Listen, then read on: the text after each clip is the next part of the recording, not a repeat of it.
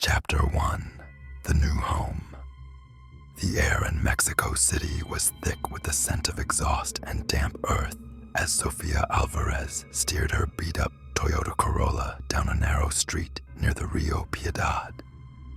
The river, more a sluggish trickle than a mighty flow, snaked through the urban sprawl, its banks cluttered with overgrown weeds and discarded plastic bags. It was late afternoon, and the sun hung low, casting long shadows over the crumbling facades of the houses lining the road. Sofia's 6-year-old son, Miguel, sat in the back seat, his small hands clutching a worn-out Spider-Man action figure, his dark eyes wide as he stared out the window. "Almost there, mijo," Sofia said, her voice strained but warm. She glanced at him through the rear-view mirror, forcing a smile. The move had been sudden, too sudden, but it was necessary. Her job as a nurse at the hospital had barely kept them afloat after her ex, Carlos, stopped sending money. The eviction notice from their old apartment had been the final straw. This new place, a squat, single-story house she'd found through a shady online listing, was their last chance. The rent was absurdly low, barely a third of what she'd paid before, and that alone made her stomach twist with unease. But she had no choice. The house came into view as she turned onto a dirt path off the main road. It was a faded relic, its stucco walls stained with years of neglect, the red-tiled roof chipped and sagging at one end. A rusted gate creaked in the breeze, and the windows, clouded with grime, stared out like blind eyes. Sofia parked the car and stepped out, her sneakers crunching on the gravel. The air felt heavier here, damp and cool, despite the dry hut of the city beyond. She wrinkled her nose at the faint, sour smell wafting from the river nearby. Miguel climbed out after her, dragging his backpack along the ground. "It looks old," he said, his voice small but curious. He tilted his head, studying the house as if it were a puzzle. "It's just a fixer-upper," Sofia replied, ruffling his dark hair. "We'll make it ours, okay?" She didn't believe her own words, but she needed him to. She grabbed a box from the trunk, labeled "kitchen" in her hurried scrawl, and led him toward the gate. The neighbors were watching. Sofia felt their eyes before she saw them. Across the street, a woman in a faded apron stood on her porch, arms crossed, her face unreadable. 2 houses down, an old man with a cane paused mid-step, his head cocked toward them. Neither waved nor spoke. Sofia tightened her grip on the box and pushed the gate open, the hinges screaming in protest. Inside, the house was dim and musty, the air thick with the scent of mildew. The living room was bare except for a sagging couch left by the previous tenant, its floral fabric torn at the seams. A single bulb hung from the ceiling, flickering weakly when Sofia flipped the switch. The kitchen was a narrow strip of cracked linoleum and chipped cabinets, and the 2 bedrooms down the hall were small, their walls marked with faint water stains. It wasn't much, but it was theirs. "Pick a room, Miko," Sofia called as she set the box on the counter. Miguel darted off, his footsteps echoing in the empty space. She sighed and ran a hand through her dark curls, already dreading the unpacking ahead. Her phone buzzed in her pocket, a text from her sister, Anna. "You sure about this place? Looks sketchy on Google Maps." Sofia typed back a quick, "It's fine, stop worrying," and shoved the phone away. Anna didn't need to know how desperate she was. The landlord had dropped off the keys earlier that day, a wiry man with darting eyes who'd barely stayed long enough to hand them over. "Don't mess with the river," before speeding off in his truck. Sophia had brushed it off as odd local advice. Rivers in the city were filthy anyway. She wasn't planning to let Miguel anywhere near it. By dusk, they'd hauled in most of the boxes, and Sophia was unpacking dishes in the kitchen while Miguel explored. The sun dipped below the horizon, painting the sky a deep orange that bled through the grimy windows. She was stacking plates when she heard it, a low, mournful sound, like a woman crying. It was faint, drifting in from outside, and Sophia froze, her hands hovering over the counter. She tilted her head, listening. The sound swelled for a moment, a soft wail that seemed to come from the direction of the river, then faded into the hum of distant traffic. Probably just the wind, she muttered to herself, shaking off the chill that crept up her spine. She turned back to the dishes, but the unease lingered, a quiet itch at the back of her mind. "Mama." Miguel's voice broke the silence, sharp and excited. Sophia dropped a plate. It clattered but didn't break, and hurried to the living room. He was standing by the front window, his nose pressed to the glass, staring out at the darkening street. "What's wrong?" she asked, her heart thudding. "There's a lady outside," he said, pointing. "She's crying." Sophia crossed the room in 3 strides and peered out the window. The street was empty, bathed in the dim glow of a flickering street lamp. The river glinted faintly beyond the house, its surface still and black. "I don't see anyone, mijo," she said, resting a hand on his shoulder. Maybe it was a neighbor. "She was by the water," he insisted, his voice dropping to a whisper. "She looked sad." Sophia forced a laugh, though it sounded hollow. "You got a big imagination. Come on, let's get you some dinner." She guided him away from the window, but as she turned, she caught a flicker of movement in the corner of her eye, a shadow shifting near the riverbank. She blinked, and it was gone. Dinner was instant ramen from a box, eaten on the couch with a single lamp casting long shadows across the room. Miguel chattered about his new room, how he'd put his Spider-Man poster on the wall, but Sophia's mind kept drifting back to the sound she'd heard. It wasn't the wind. She knew that now. It had been too human, too raw. She glanced at the window, half expecting to see a face staring back, but there was only darkness. After Miguel fell asleep, sprawled across his mattress with his action figure clutched to his chest, Sophia sat alone in the living room, the house settling around her with creaks and groans. She pulled a blanket over her shoulders and tried to focus on her phone, scrolling through job listings to distract herself. But the quiet was oppressive, pressing against her ears, and she couldn't shake the feeling that she wasn't alone. Then it came again, the sobbing, louder this time, rising and falling like a tide. Sophia's breath caught in her throat.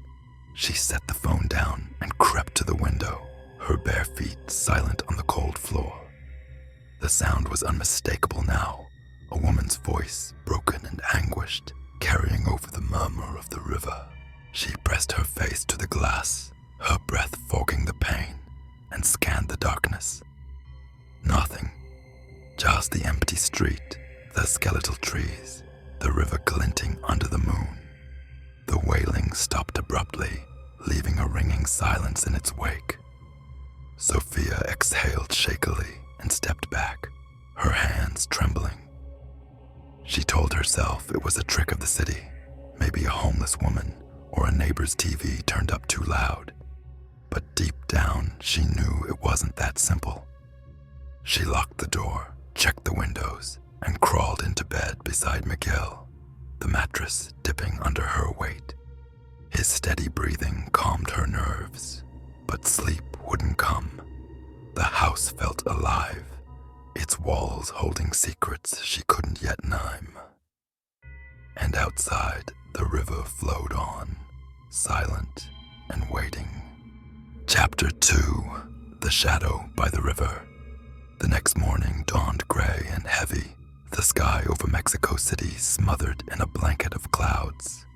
Sophia woke with a crick in her neck from sleeping on Miguel's narrow mattress, her arm draped protectively over him.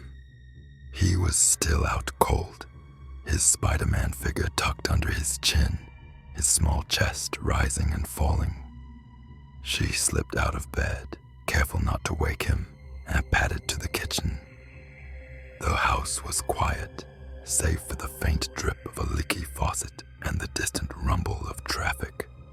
Last night's unease clung to her like damp clothes, but in the muted light of day, it felt distant, almost silly.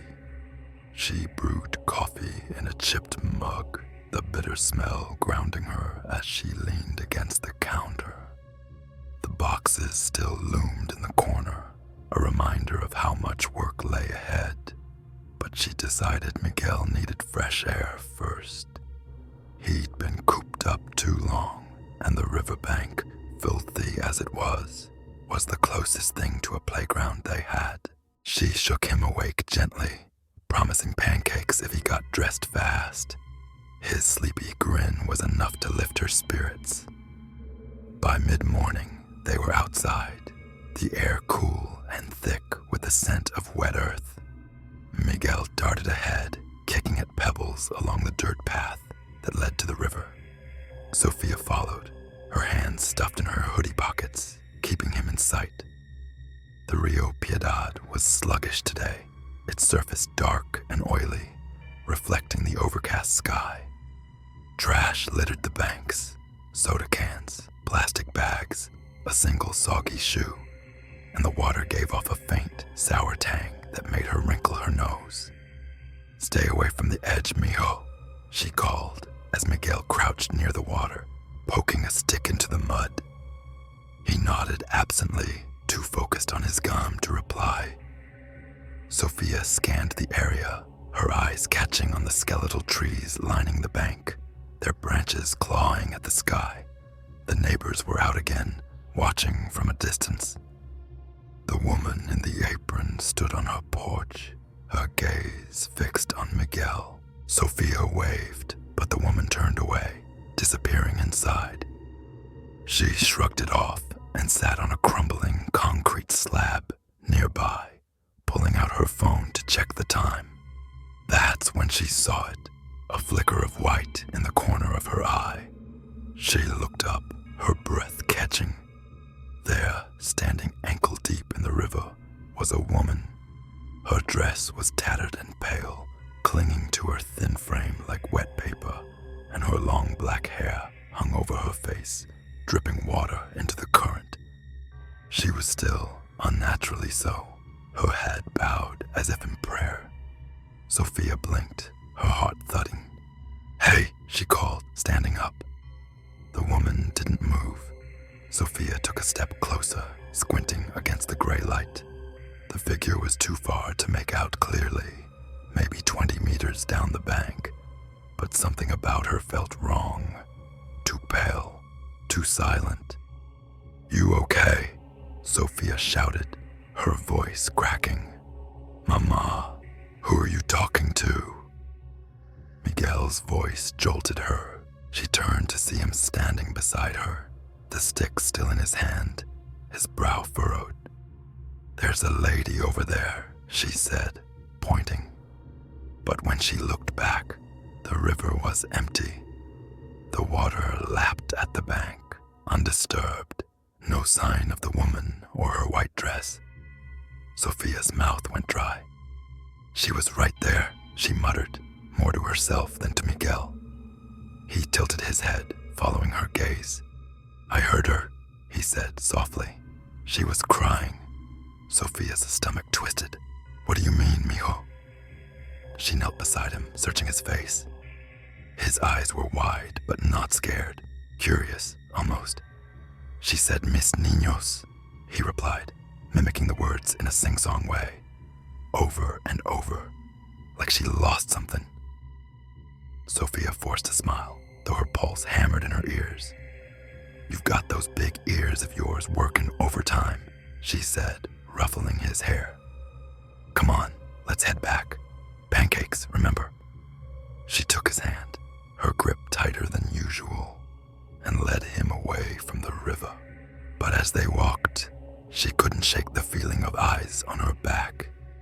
She glanced over her shoulder once, twice, nothing but the empty bank and the slow, dark water. Back at the house, Miguel sat at the counter, swinging his legs as Sophia flipped pancakes on a borrowed skillet. He chattered about Spider-Man, but her mind was elsewhere, replaying the image of the woman in the river.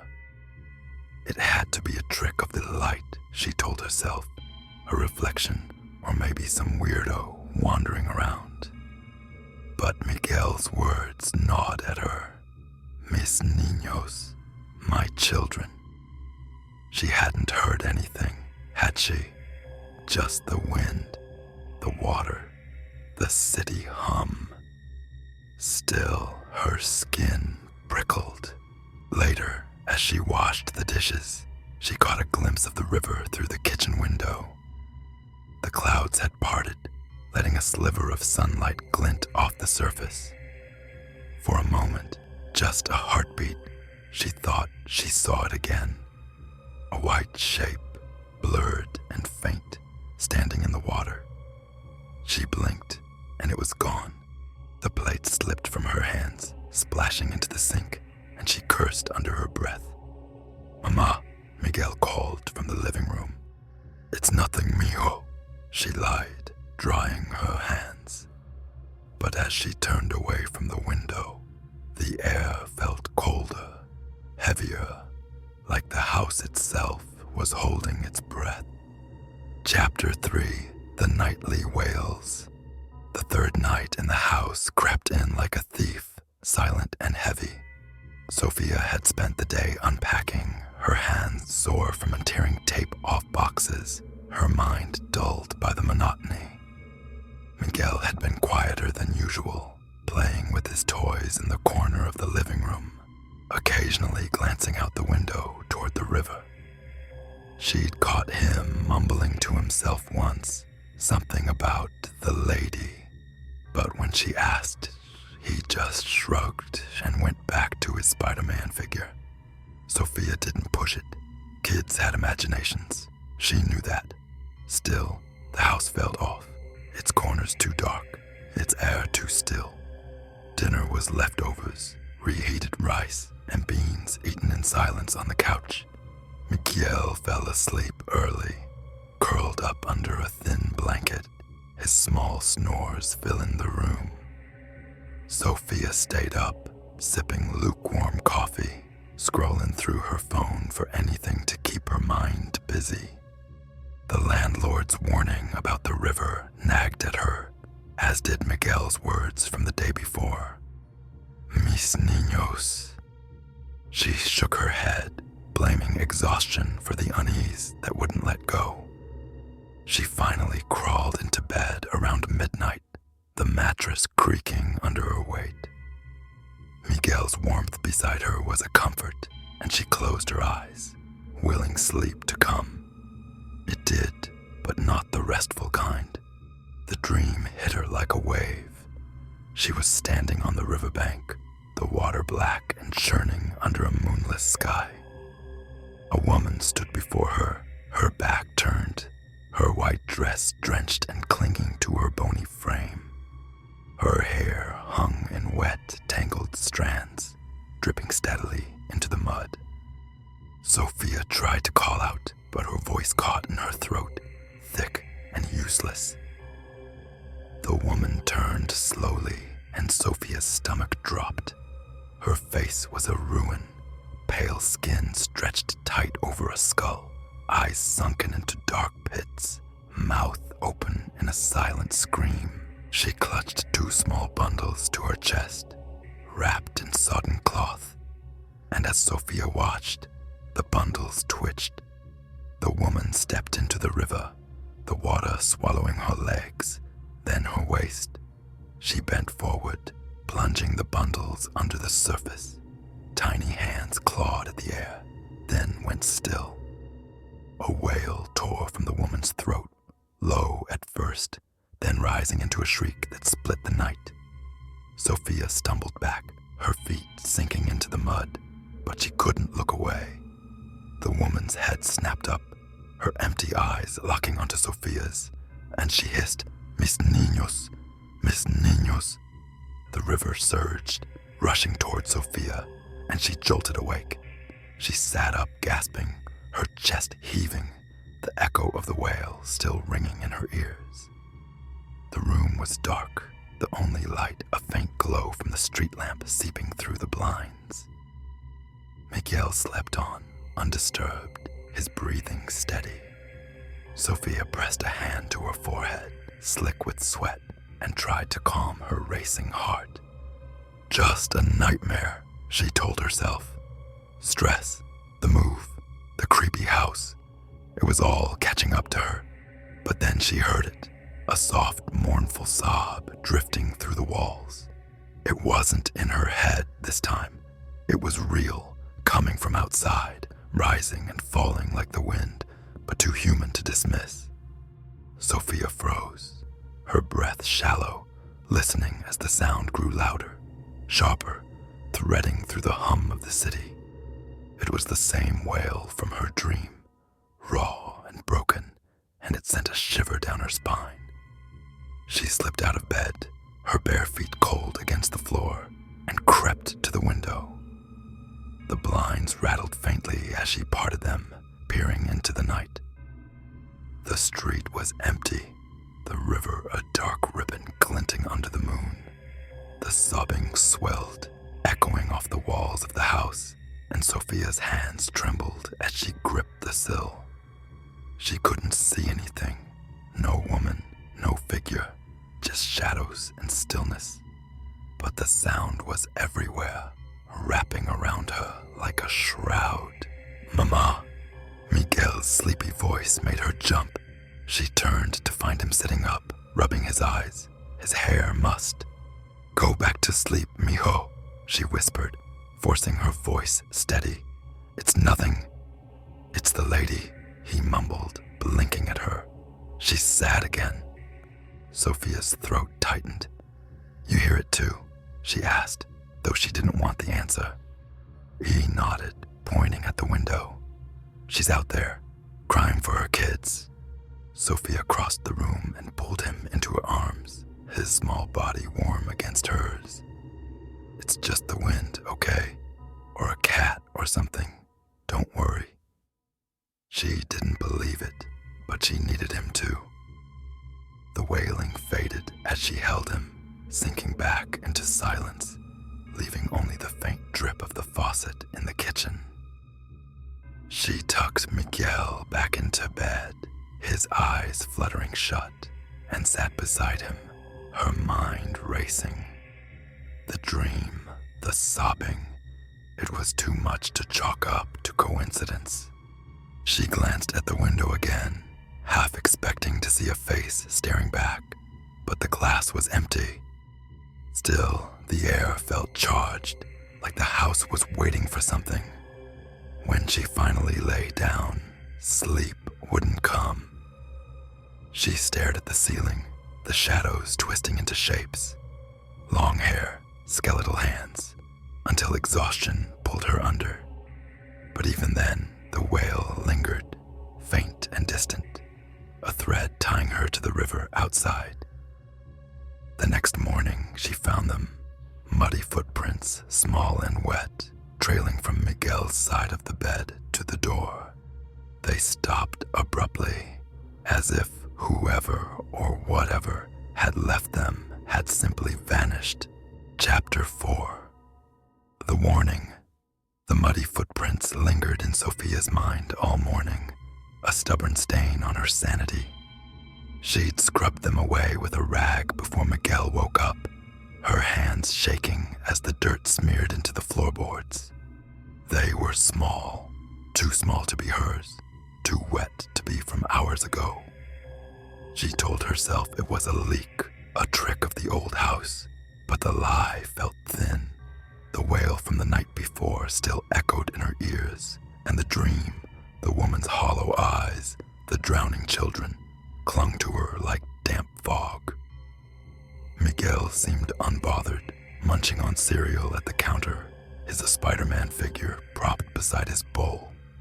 "Can we go to the river again?" he asked, milk dribbling down his chin. "No," Sophia snapped, sharper than she meant. He blinked at her, surprised, and she softened her tone. "Not today, mijo. I've got errands. You stay inside, okay?" He nodded, but his eyes drifted to the window, and Sophia's stomach knotted. She needed answers, something to make sense of the madness creeping into their lives. After dropping Miguel off at a neighbor's, an older woman who'd grudgingly agreed to watch him for an hour, Sophia headed to the small tienda 2 streets over. It was a cramped shop, its shelves packed with canned goods, dusty bags of rice, and a cooler humming in the corner. The bell above the door jangled as she stepped inside, and the man behind the counter looked up.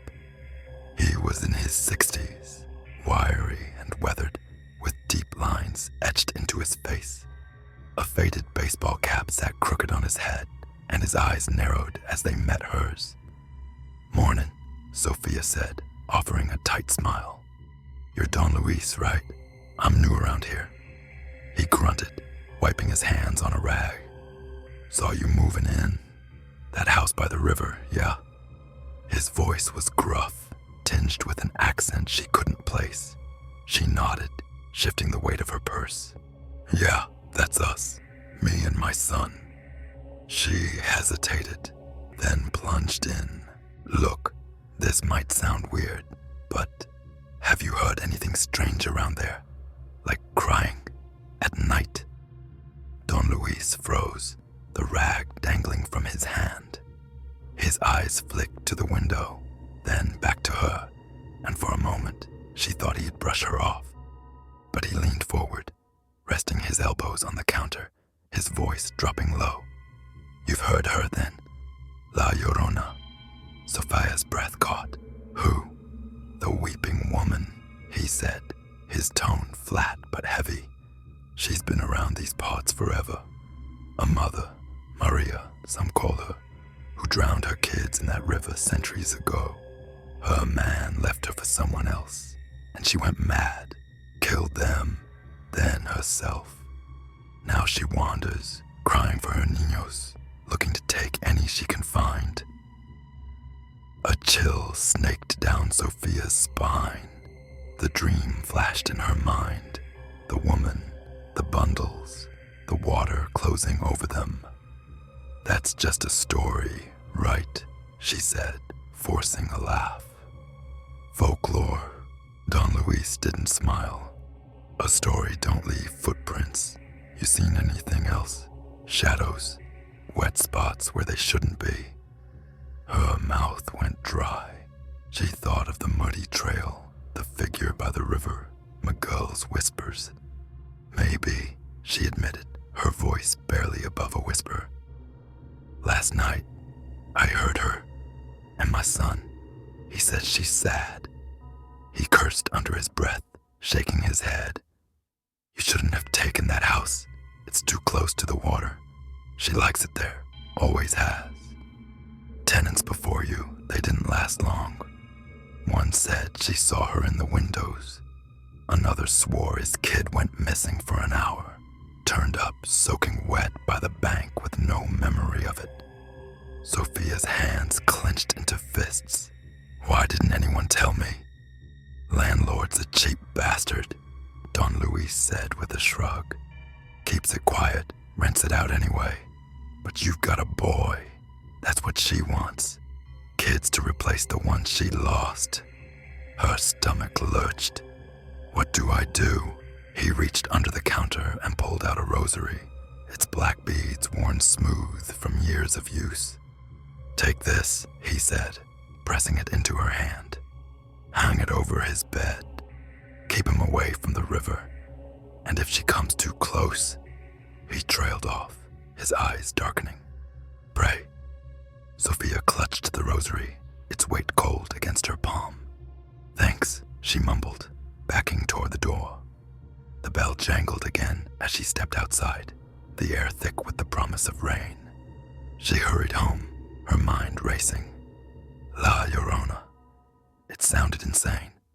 A ghost story from her childhood, something her abuela might have whispered to scare her into behaving. But the footprints, the wails, Miguel's words, they fit too well. When she picked Miguel up, he was drawing on scrap paper, a crude sketch of a woman in white standing in water. "That's her," he said casually, pointing at it. "The lady." Sophia forced a smile, tucking the drawing into her bag. "Nice art, mijo. Let's go home." She hung the rosary over his bed that afternoon, the beads swaying faintly as she secured it to the wall. It felt flimsy, a fragile shield against something she couldn't name. That night, she locked the doors and windows, double-checking each one. Miguel slept soundly, the rosary glinting in the dim light. Sophia sat up on the couch, a kitchen knife beside her, listening to the silence. It was quiet, too quiet, until it wasn't. The wail came just past midnight, sharp and piercing, slicing through the walls. Sophia's heart leapt into her throat. She grabbed the knife and ran to Miguel's room, her bare feet slapping the floor. He was still asleep, but the rosary was gone. She spun around, searching, and found it on the floor by the door, snapped in two, the beads scattered like tiny black eyes. Outside, the sobbing grew louder, a desperate guttural sound that rattled the windows. Sophia clutched the knife tighter, her breath fogging in the suddenly cold air, and whispered a prayer she hadn't said since she was a kid. Chapter 5. The Eyes in the Dark. The broken rosary lay scattered across the floor, a silent accusation Sophia couldn't ignore. She'd swept the beads into a pile after the wailing stopped, her hands trembling as she shoved them into a drawer. Miguel hadn't woken, his small form still tucked under the blanket, oblivious to the chaos that had gripped her. She had sat by his bed until dawn, the knife clutched in her lap, jumping at every creak of the house.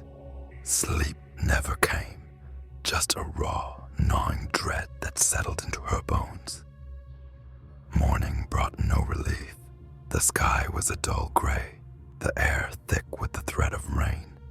Sophia moved through the day like a ghost, unpacking boxes with mechanical precision, her eyes darting to Miguel every few minutes.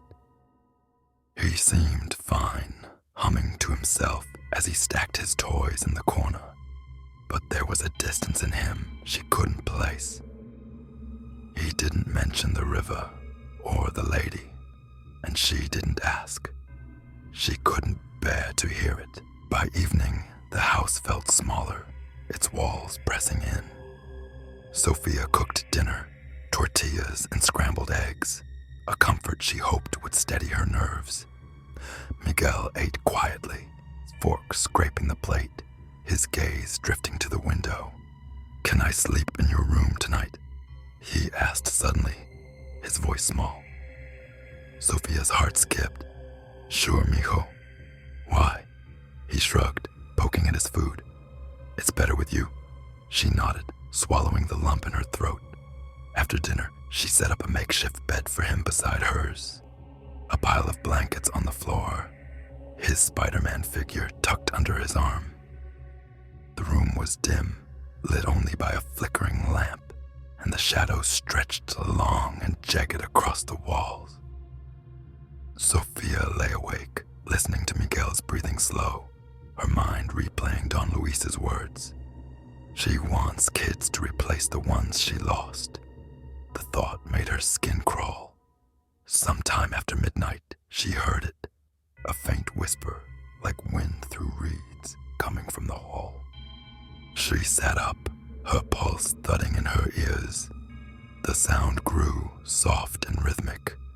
words she couldn't quite catch. She glanced at Miguel. He was still, his chest rising and falling, but his lips were moving, murmuring something in his sleep. Sofia leaned closer, her breath held, and caught the words. "See you, señora. I'll come." "Mijo," she whispered, shaking his shoulder. He didn't stir, his face slack, his murmurs fading. Panic clawed at her chest. She shook him harder, her voice rising. "Miguel, wake up." His eyes snapped open, wide and glassy, and for a moment he didn't seem to see her. Then he blinked, rubbing his face. "Mama, what's wrong?" "You were talking," she said, her voice trembling. "In your sleep, to someone." He frowned, sitting up. "I don't remember." But his eyes drifted to the window, and he added, almost too quiet to hear, "She was here." Sofia's blood ran cold. "Who?" "The lady," he said, pointing at the glass. "She talks to me at night." She yanked the blankets off and pulled him to her, her arms tight around his shoulders. "No one's there, mijo. It's just a dream." But as she spoke, she followed his gaze to the window. The blinds were half open, the street lamp casting a weak glow outside. And there, in the darkness beyond the glass, she saw them. 2 pinpricks of light, faint and unblinking, like eyes staring back. Sofia froze, her breath caught in her throat. The lights didn't move, didn't flicker, just hung there, suspended in the black. She squinted, trying to make sense of them, and then the air shifted. A low sob drifted through the room, not from outside, but inside, curling around her like smoke. The lamp flickered, and Miguel whimpered, burying his face in her side. "Don't look," she hissed, pulling him closer, her eyes locked on the window. The pinpricks grew brighter, sharper, and a shape began to form. A face, pale and skeletal, emerging from the shadows. Its eyes were sunken, dripping with dark water, and its mouth gaped in a silent wail. Long, wet hair framed it, spilling over the edges of the glass, as if the figure were pressing against it from the other side. Sofia's scream stuck in her throat. She stumbled off the bed, dragging Miguel with her, and ran for the door. The sobbing swelled, filling the house, a chorus of grief and rage that shook the walls. She fumbled with the bedroom door, her hands slick with sweat, and yanked it open. The hall was dark, the air icy, but she didn't stop, couldn't stop, until they were in the living room, the couch, a flimsy barricade between them and whatever was back there.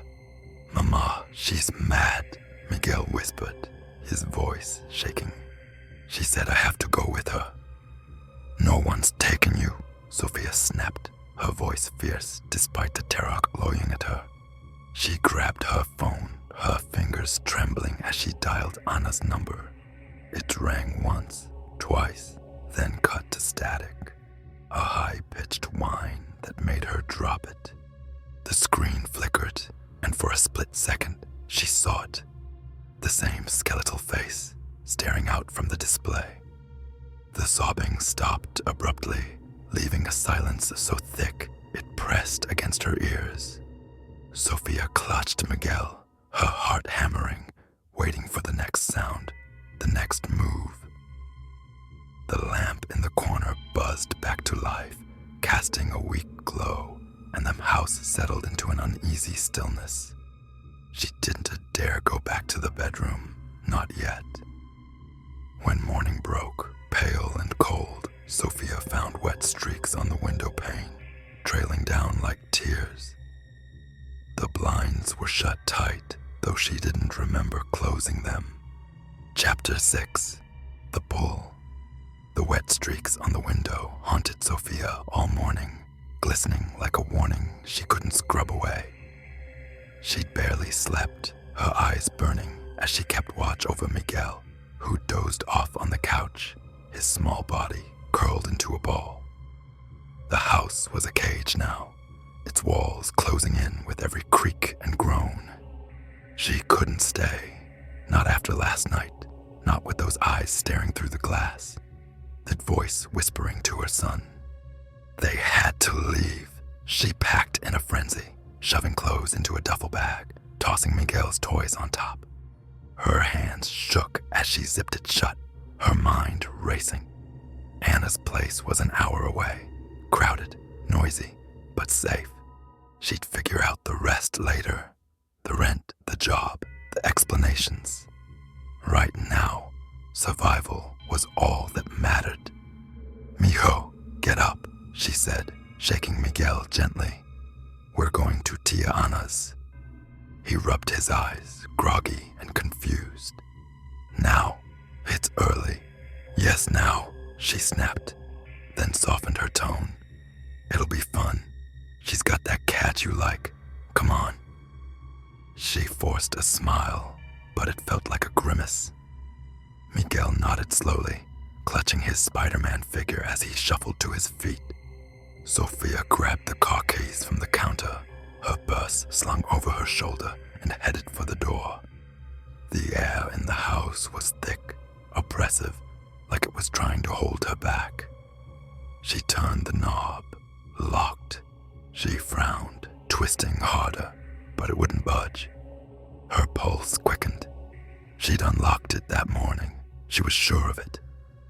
"Come on," she muttered, jiggling the handle. "Mama, I don't want to go," Miguel said behind her, his voice small but firm. She spun around, startled. He stood in the middle of the living room, his eyes fixed on the floor, his hands clenched around his toy. "What do you mean?" she asked, stepping toward him. "We're leaving, mijo, right now. She doesn't want me to," he whispered, his gaze lifting to meet hers. His eyes were wide, too wide, and there was something off about them, distant, like he was looking through her. "She needs me here." Sophia's stomach dropped. "Who? The lady?" She grabbed his arm, pulling him toward the door. "No one's keeping us here. Let's go." He yanked back, hard, his small frame suddenly rigid. "No," he shouted, his voice echoing in the quiet. "She said I have to stay. She's lonely." Sophia froze, her breath shallow. "Miguel, stop it," she said, her voice trembling. "We're leaving. That's final." She tugged again, but he dug his heels in, his face twisting with a stubbornness she'd never seen. Then she heard it, a low, keening wail rising from outside, seeping through the walls. It wasn't loud, not yet, but it was close, curling around the house like a predator circling prey. The windows rattled, a sharp staccato sound that made her jump. She dragged Miguel to the door, slamming her shoulder against it. It wouldn't move, locked, jammed, cursed. She didn't care. "Open, damn it," she yelled, pounding the wood.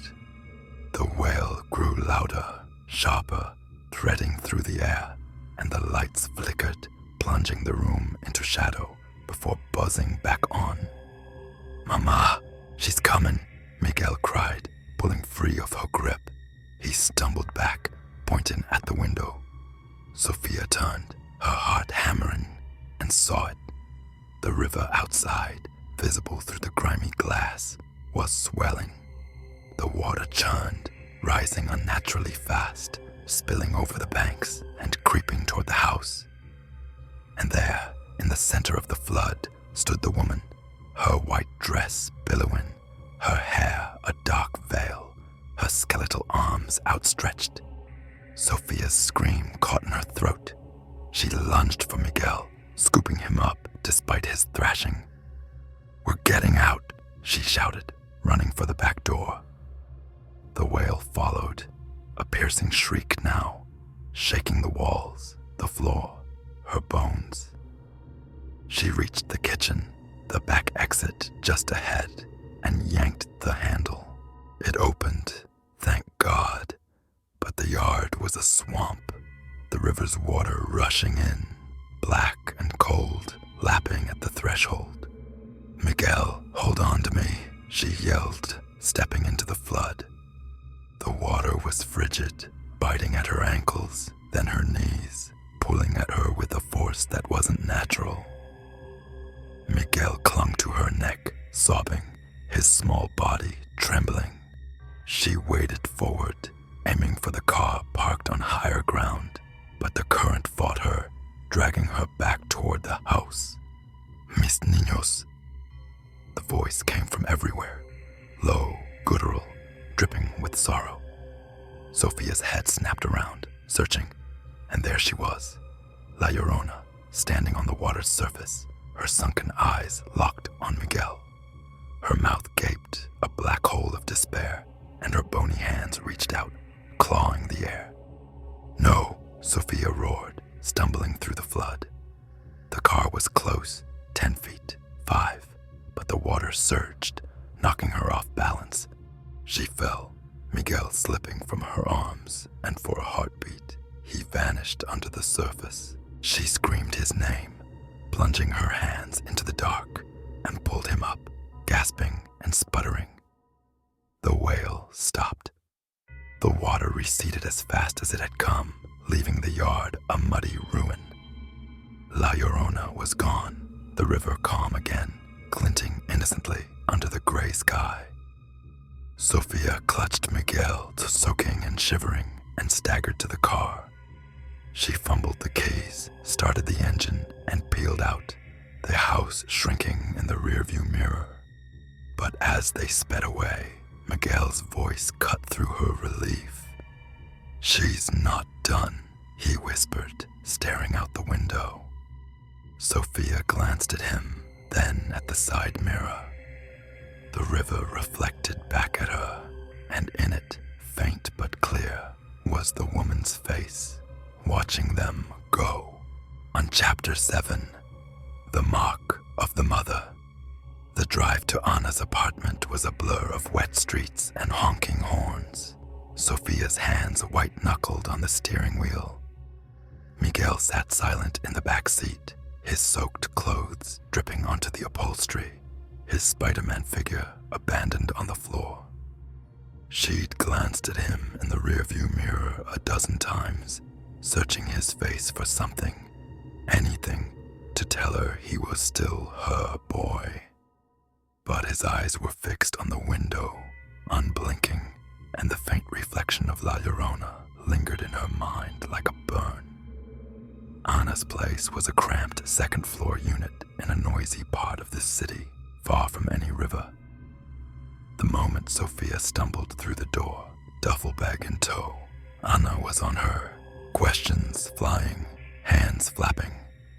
"What happened? You look like death. Why is he wet?" Sophia mumbled half-answers. Flooded yard, bad night, too drained to explain.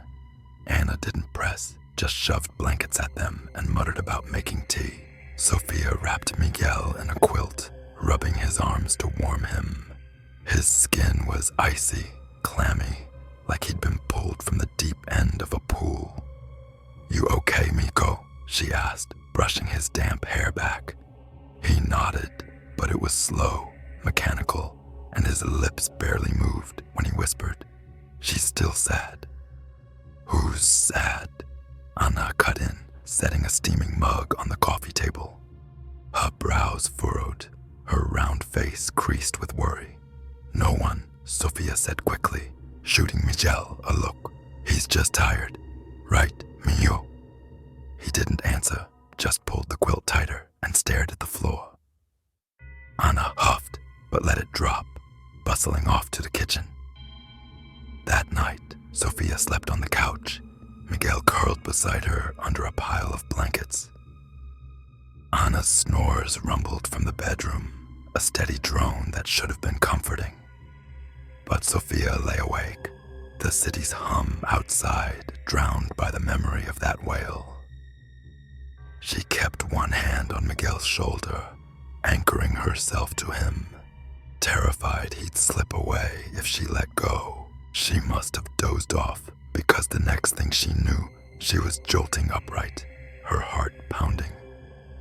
The room was dark, the streetlights casting faint slivers through the blinds. Miguel wasn't beside her. The blankets were empty, crumpled where he'd been. "Mijo!" she hissed, scrambling to her feet. A soft splash answered her, water dripping somewhere close. She followed the sound, her bare feet slapping the hardwood, and found him in the tiny bathroom. He stood at the sink, the faucet off, but water pooled on the floor, soaking his pajama legs. His hands gripped the edge, pale and trembling, and he was staring into the mirror, his reflection warped in the dim light. "Miguel, what are you doing?" Sophia whispered, stepping into the puddle. It was cold, too cold, like river water in winter. She grabbed his arm and he turned, slowly, too slowly. His eyes were glassy, his pupils dilated, and his skin felt wrong, slick and frigid, like a drowned thing. "She's calling me," he said, his voice flat, hollow. "She says I belong with her." Sophia's breath hitched. "No, you belong with me," she said, pulling him away from the sink. He resisted, his small body stiff, but she dragged him back to the couch, her hands shaking. "No one's calling you. It's a dream, okay? Just a dream." He didn't argue, just sank into the blankets, his gaze drifting to the ceiling. Sophia sat beside him, her pulse racing, and that's when she saw it. His hands, still clutching the quilt, were pale beyond reason, the veins stark blue against his skin. They looked dead, like a drowned child's, and a wave of nausea hit her. Morning came too soon, gray and bleak through Anna's thin curtains. Miguel woke sluggish, his color better, but his energy gone. He picked at breakfast, barely touching the toast Anna shoved at him. Sophia watched him, her stomach in knots, and caught her own reflection in the microwave door across the room. She froze.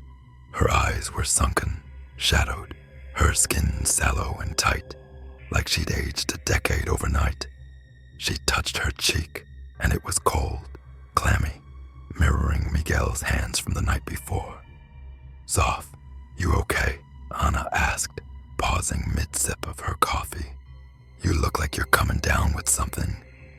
"I'm fine," Sophia lied, forcing her hands under the table. "Just tired." But she wasn't fine. The mirror in the bathroom confirmed it later. Her face was changing, hollowing out, her eyes too dark, too deep. It wasn't exhaustion. It was something else, something seeping into her, marking her like it had marked Miguel. That afternoon, while Anna ran errands, Sophia sat with Miguel on the couch, a cartoon blaring to fill the silence. He leaned against her, listless, and she wrapped an arm around him, desperate to feel his warmth. But his skin stayed cool, and when he spoke, his voice was a whisper. "She's not far," he said, staring at the TV. "She follows the water." Sophia's throat tightened. There was no river here, no flood, just pipes, faucets, the city's veins running beneath them. She pulled him closer, her heart thudding, and glanced at the sink in the kitchen.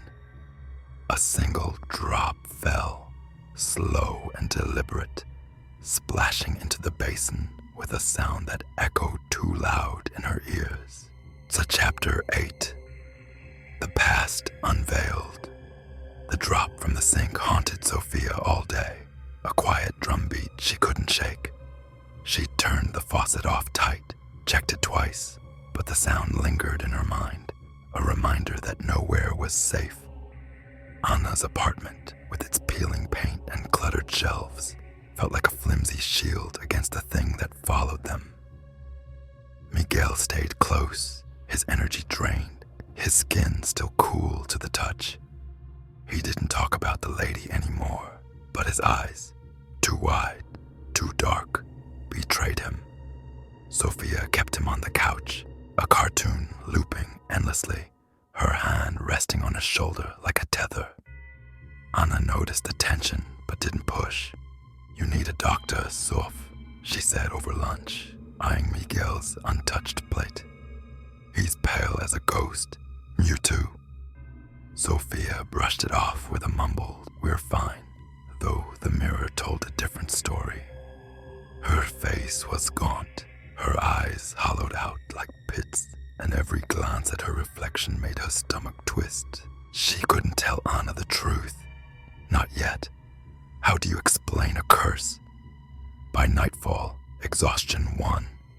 Sophia curled up beside Miguel on the couch, the TV's glow flickering across their faces. Anna's snores rumbled from the bedroom, a steady rhythm that lulled Sophia into a restless sleep. The dream came fast, pulling her under like a current. She was back at the river, not the Rio Piedad, but another, wider and wilder, its banks lush with reeds under a sky streaked with dusk. A woman stood knee-deep in the water, her white dress pristine, her dark hair cascading over her shoulders. She was beautiful once, Sophia could tell, high cheekbones, full lips, but her face was twisted with rage, her eyes red-rimmed and wild. Two children clung to her skirts, a boy and a girl, their small hands tugging as they wailed, "Mama, no!" The woman, Maria, Sophia knew somehow, screamed, a sound that tore through the air, raw and feral. "He left us," she shrieked, her voice breaking. "For her." She pointed at the shore, where a man stood beside a younger woman, her belly swollen with child. He turned away, his face shadowed, and Maria's scream turned to a sob. She grabbed the children, her hands trembling, and dragged them deeper into the river. Sophia tried to move, to shout, but she was rooted, a silent witness. The water rose, swallowing the children's legs, their cries choking off as Maria pushed them under. Their hands flailed, clawing at her arms, but she held firm, her face a mask of anguish and fury. "If I can't have you, no one will," she whispered, and the river took them. First the girl, then the boy, their small bodies sinking into the dark.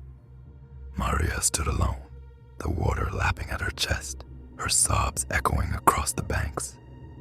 Then she turned, her eyes locking onto Sophia's, and they weren't human anymore.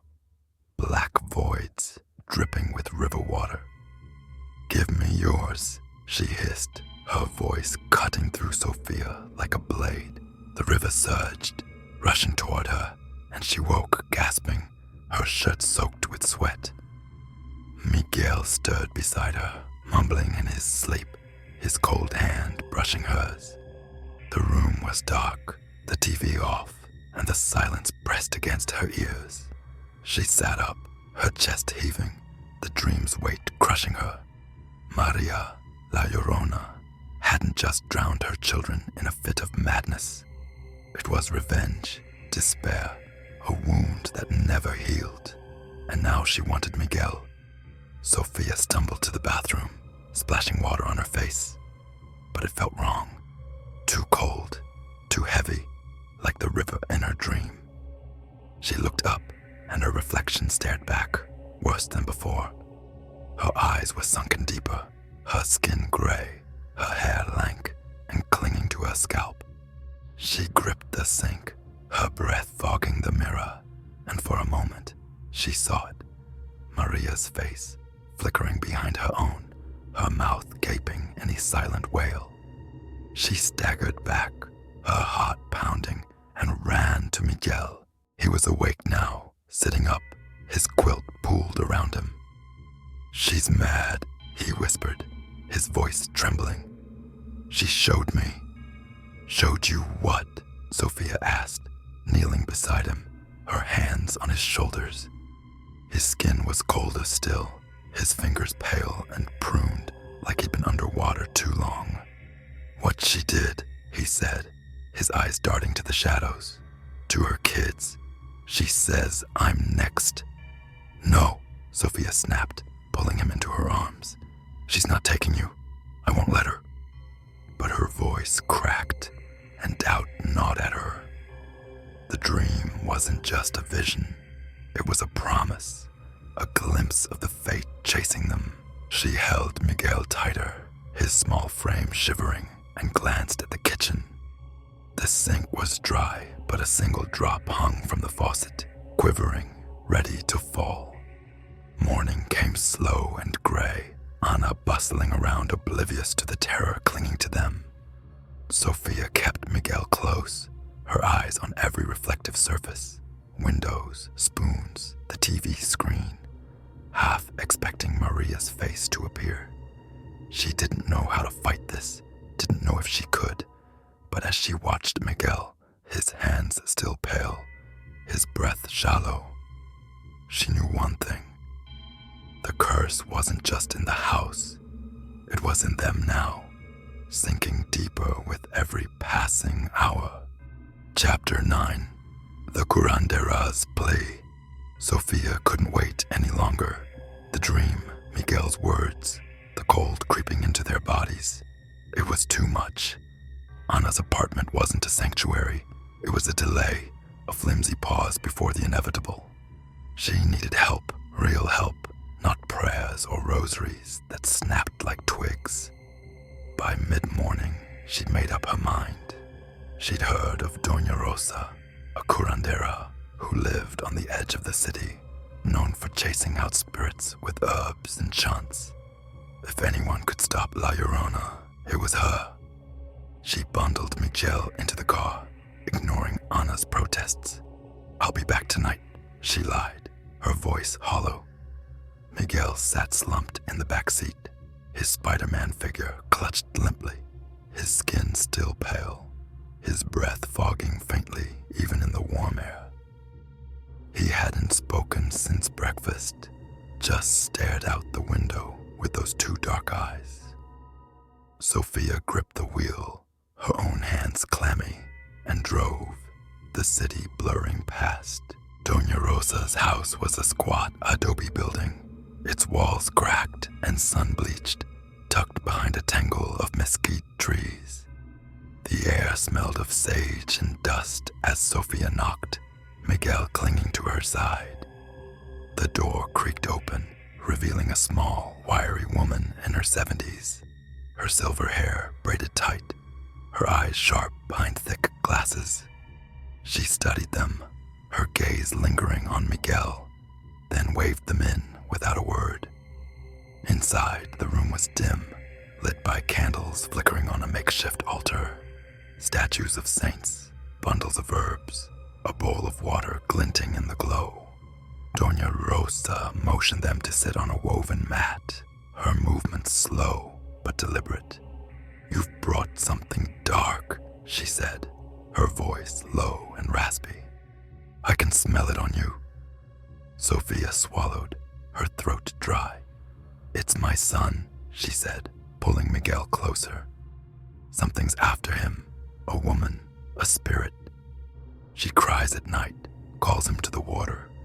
I think it's La Llorona. The curandera's eyes narrowed, her lips pressing into a thin line. La Llorona, she muttered, crossing herself. She's a strong one, vengeful. What's she done? Sophia spilled it all, the wails, the footprints, the dreams, the cold sinking into their skin. Her voice cracked as she described the skeletal face in the window, the river rising, Miguel's whispers. Doña Rosa listened, her face unreadable, then knelt by Miguel, tilting his chin up. He stared back, vacant, and she hissed through her teeth. She's marked him, she said, tracing a finger over his pale cheek. And you too. She won't stop till she has what she wants. Can you help us? Sophia pleaded, her hands clasped tight. Please, I'll pay anything. Doña Rosa sighed, rising to her feet. I'll try. But she's old, older than me, and her pain runs deep. Sit still. She gathered supplies, sage, copal resin, a small clay jar, and began a ritual, her voice rising in a rhythmic chant. She lit the sage, its smoke curling thick and bitter, and waved it over them, the air growing heavy. Candles flickered as she sprinkled salt in a circle around the mat, muttering prayers in Spanish and Nahuatl. Sophia held Miguel's hand, her heart pounding. The smoke stung her eyes, but she didn't blink, watching Doña Rosa's every move. The curandera dipped her fingers into the jar, smearing a dark paste, herbs and ash, across Miguel's forehead, then Sophia's. "To shield you," she said, her voice steady. "To push her back." For a moment, it seemed to work. The room warmed, the candles burned brighter, and Sophia felt a flicker of hope. Then the air shifted, sharp, cold, like a draft from nowhere. The candles guttered, wax dripping fast, and a low wail seeped through the walls.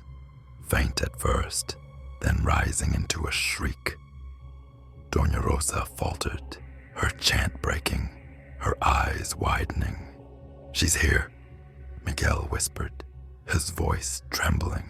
He pointed at the altar where the bowl of water rippled, though no one had touched it. The windows rattled, glass cracking with a sharp snap.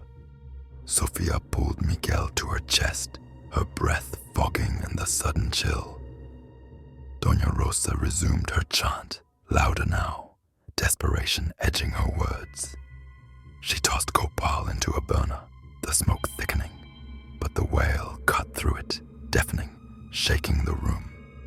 The altar shuddered, a saint's statue toppling, and the water in the bowl surged, spilling over the edge.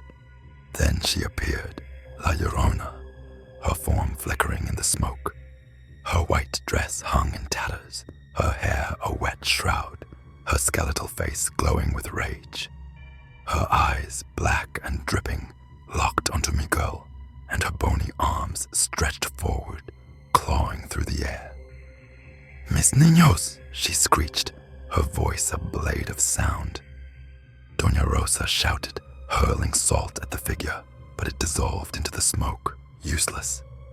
The curandera grabbed a wooden cross, thrusting it forward, her chant peaking. La Llorona's wails turned to a snarl, and she lunged, not at Miguel, but at Doña Rosa. The old woman gasped, her body jerking as if struck, and water, dark, foul, spilled from her mouth, choking her words. She collapsed, coughing, blood mixing with the flood, her eyes rolling back. Sophia screamed, dragging Miguel off the mat. The smoke swirled, the candles snuffed out, and La Llorona's form faded, her wail echoing into silence. Sophia knelt by Doña Rosa, shaking her. "Wake up, please." The curandera gasped, her chest heaving, and rasped, "She won't stop until she has him." Sophia stumbled out, Miguel in her arms, the car a lifeline in the dusk.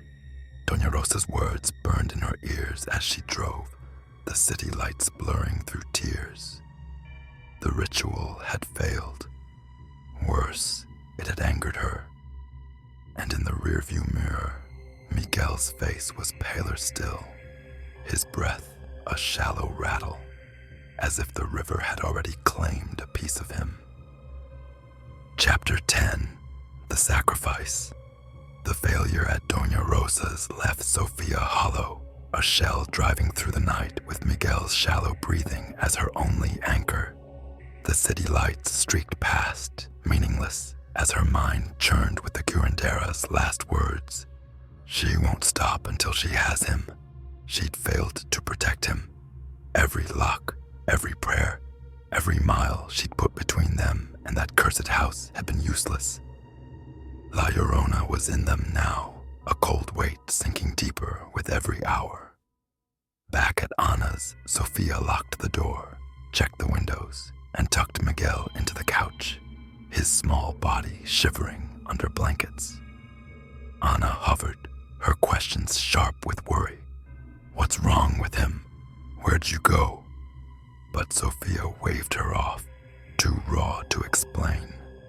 "Just watch him," she muttered, retreating to the bathroom.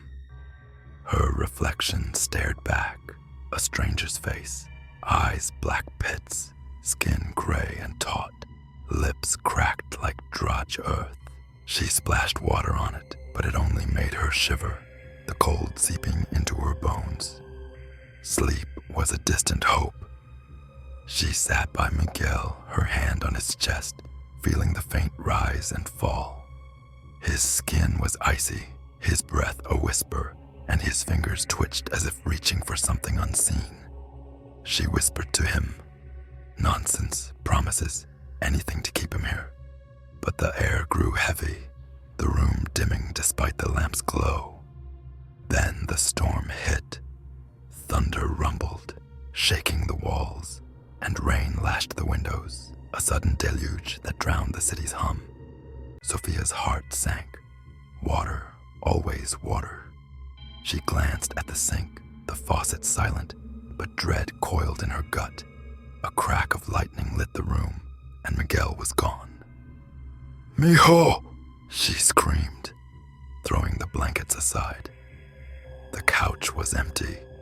His Spider-Man figure toppled to the floor. Anna burst in, bleary-eyed, but Sophia was already running, her bare feet slipping on the hardwood. The front door was ajar, rain pouring in, and muddy footprints, small, wet, trailed out into the night. She bolted outside, the storm soaking her instantly, her voice lost in the wind. "Miguel," she yelled, scanning the street. The rain was a curtain, blurring everything, but she followed the prints, her heart pounding. They led to a drainage ditch 2 blocks down, swollen with runoff, its dark water churning like a living thing. And there he was, standing at the edge, his pajamas plastered to his skin, staring into the flood. "Miguel." Sophia stumbled toward him, the mud sucking at her feet. He didn't turn, didn't move, his small frame rigid. Lightning flashed, and she saw her, La Llorona, rising from the water, her skeletal arms wrapped around Miguel's shoulders. Her hair streamed like ink, her eyes black voids, her wail cutting through the storm. "No!" Sophia roared, lunging forward. She grabbed Miguel, pulling him back, but he was limp, heavy, his eyes half open and vacant. La Llorona's grip tightened, her bony fingers sinking into his arms, and the water surged, lapping at Sophia's legs. "Let him go," she screamed, clawing at the air, at the spirit, at anything. The wail turned to a hiss, low and venomous. "Mis niños," La Llorona rasped, her voice echoing in Sophia's skull. "He's mine." Sophia's mind snapped. She couldn't fight this, not with salt, not with chance, not with running. Tears mixed with rain as she sank to her knees, still clutching Miguel. "Take me instead," she begged, her voice breaking. "Please, I'll go. Just leave him." La Llorona's head tilted, her gaping mouth curling into a twisted grin. The storm howled, the water rising, and for a moment, Sophia thought she'd won. The spirit's arms loosened, her form flickering in the rain. Sophia pushed Miguel behind her, shielding him, her breath ragged. "Take me," she repeated, offering herself to the dark. But the grin widened, and a laugh, cold, guttural, spilled from La Llorona's throat. "No trade," she hissed, and her hands shot forward, faster than Sophia could react. They closed around Miguel again, yanking him from her grasp. He didn't scream, didn't fight, just slipped into the water, the flood swallowing him whole.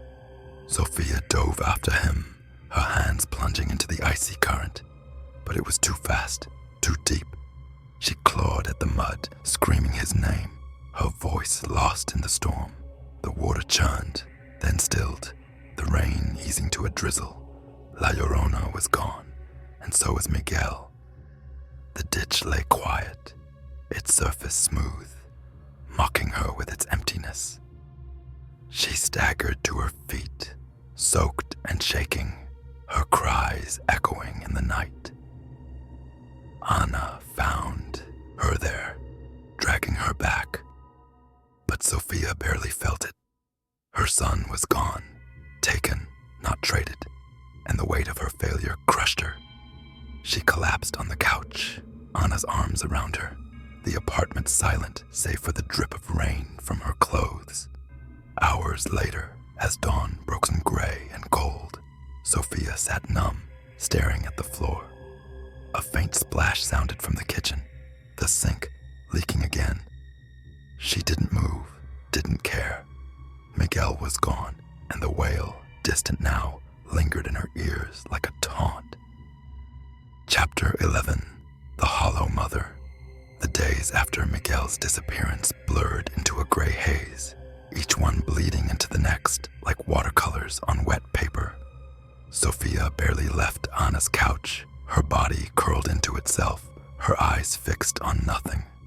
Anna tried, food shoved under her nose, gentle words, angry pleas.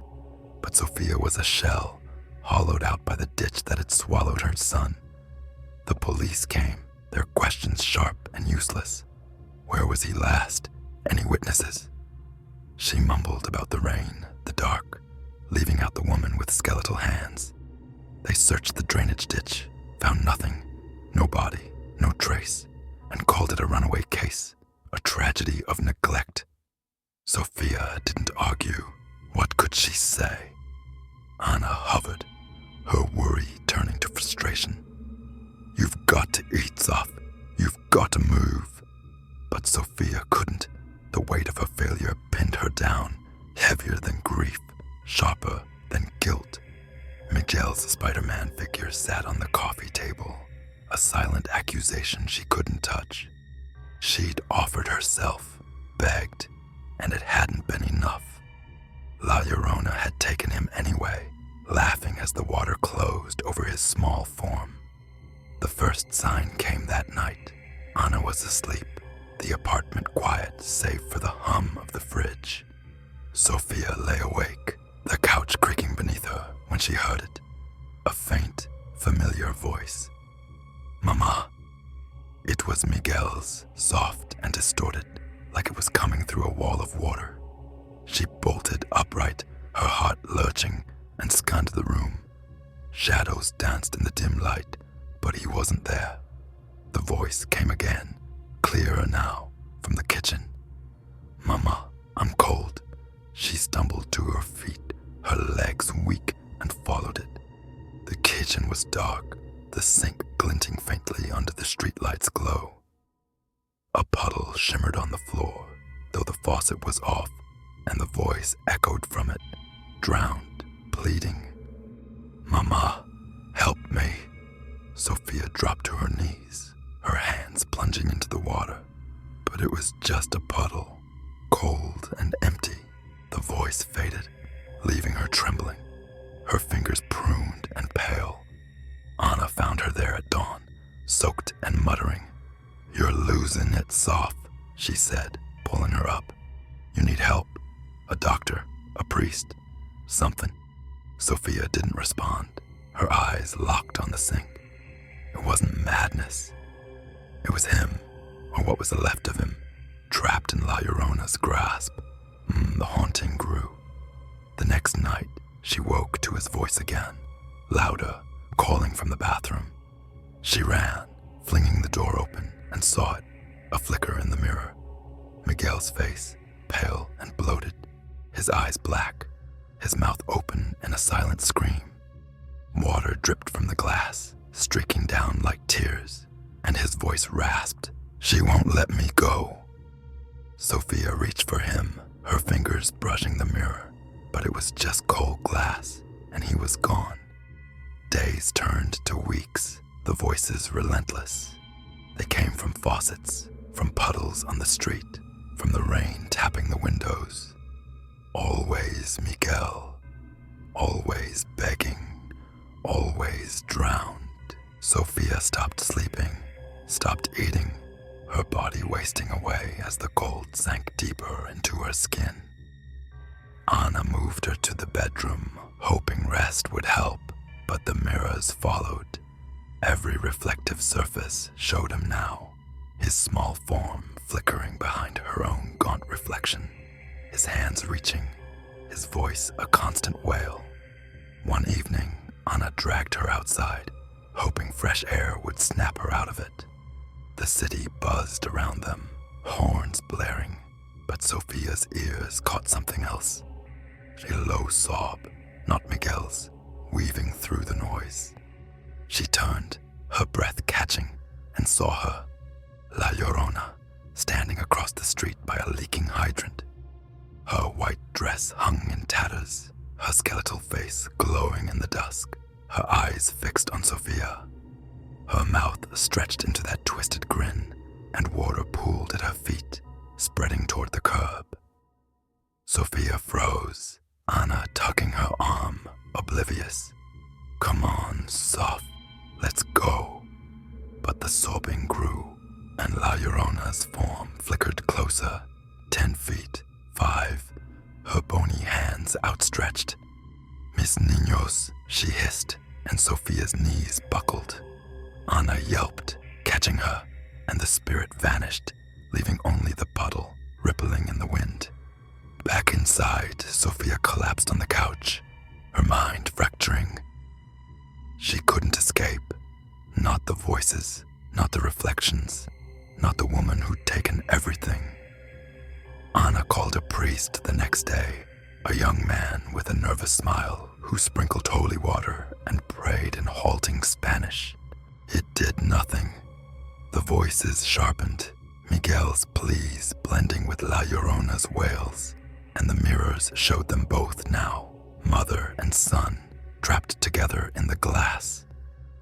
That night, Sophia sat alone, the apartment silent save for the drip of a faucet Anna couldn't fix. She stared at the coffee table, at Miguel's toy, and heard his voice one last time, faint, fading.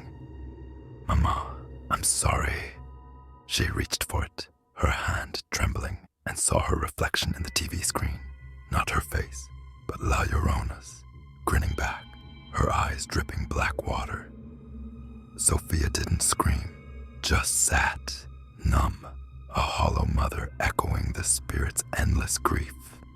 Chapter 12. The Eternal Wail. Sophia didn't fight it anymore. The voices, the reflections, the cold. They'd worn her down to nothing, a husk drifting through Anna's apartment like a ghost. Weeks had passed since Miguel's voice last called to her, weeks since she'd seen his drowned face in the mirrors. But La Llorona remained, her presence a shadow stitched into every corner, every drop of water.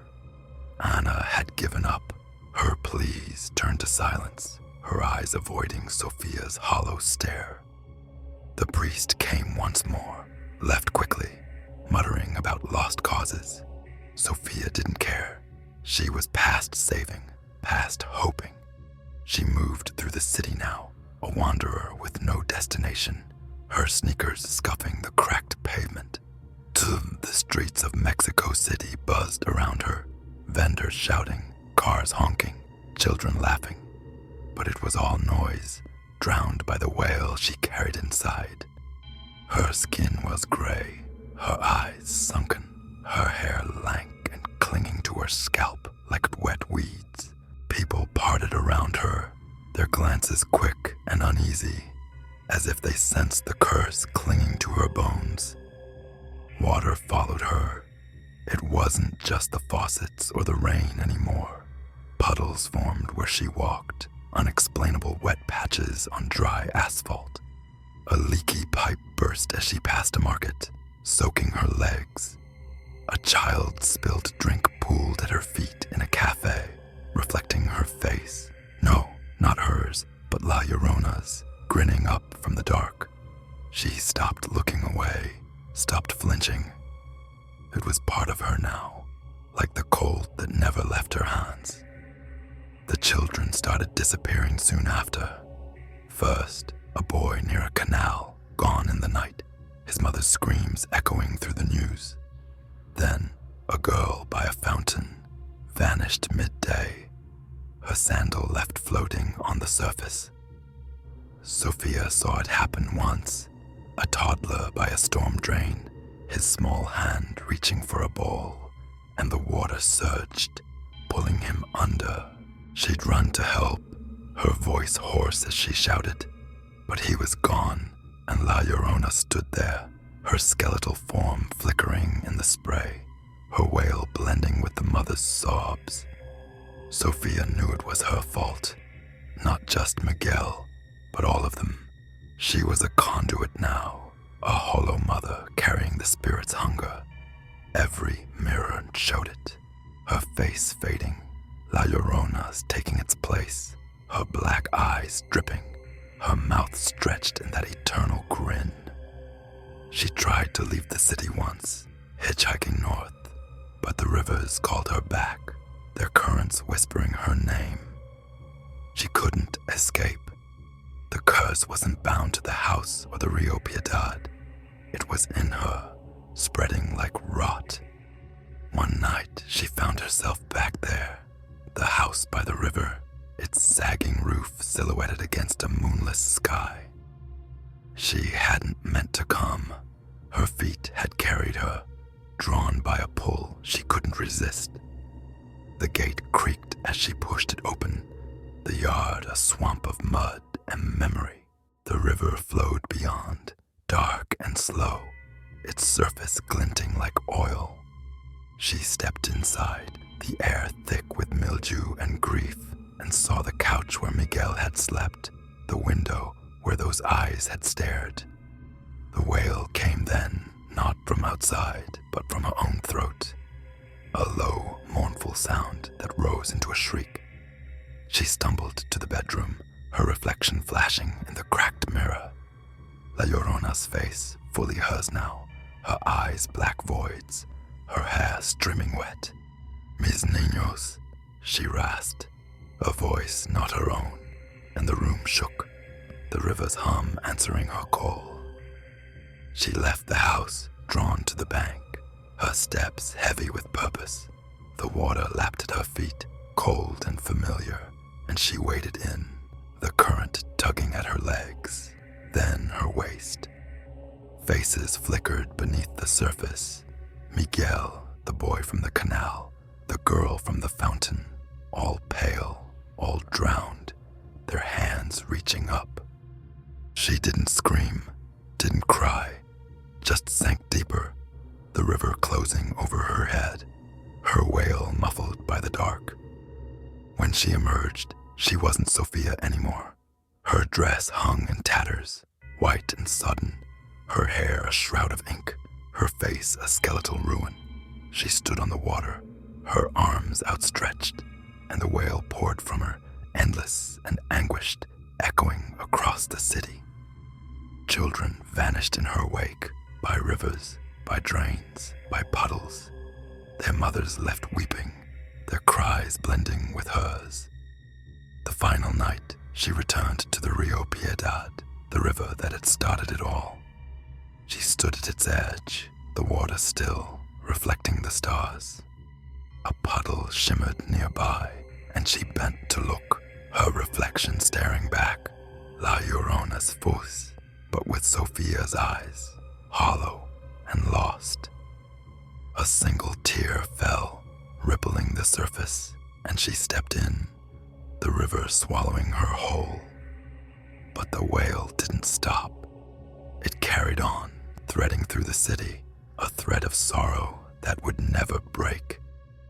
In the years that followed, mothers whispered of her, a new Llorona, born of a mother's grief, haunting the waters of Mexico City. Children learned to fear the rivers, the drains, the rain, and the sound of a woman crying in the night became a warning. Sophia was gone, but her curse lived on, eternal, woven into the spirit that had claimed